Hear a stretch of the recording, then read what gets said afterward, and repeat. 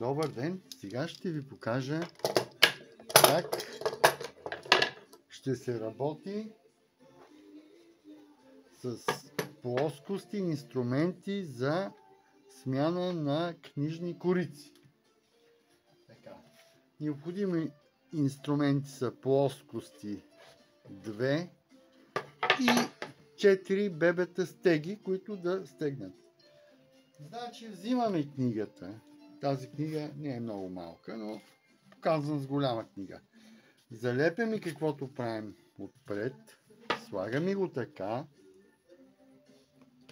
Залепяме отзад каквото правим. Слагаме го така. И се получава ето това нещо. Така. Сега на края на масата слагаме първата стяга, която се разтяга. Тук малко се охлабва и се разтваря. Като това винаги тази резба да е на половината. Хващаме така. Тук отдолу. Пускаме леко и така с двете скобички натискаме и тук леко, съвсем леко пристягаме. Колкото да държи скобата. После втората скоба. Разтваряме я, притискаме лекичко тук и леко стягаме. Съвсем леко, колкото да държи.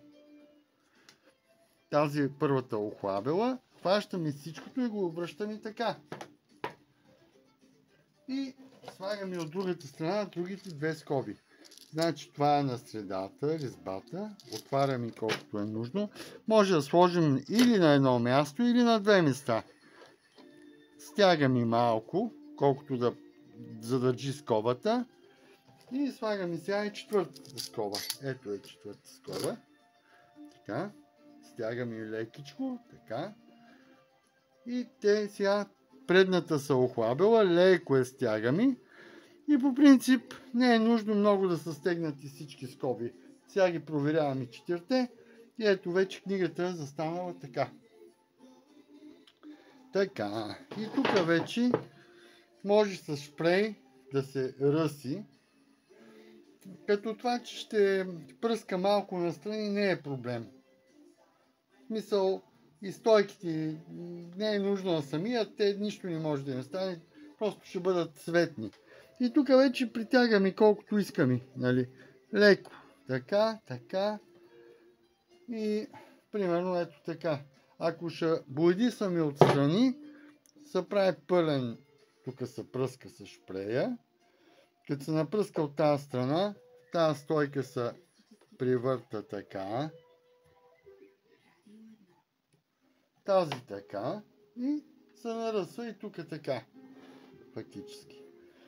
И така стои отгоре, така изгледа отдолу фактически. Ето това. И така си остава. А същевременно плоскостите притискат твърдите корици, които са. И така.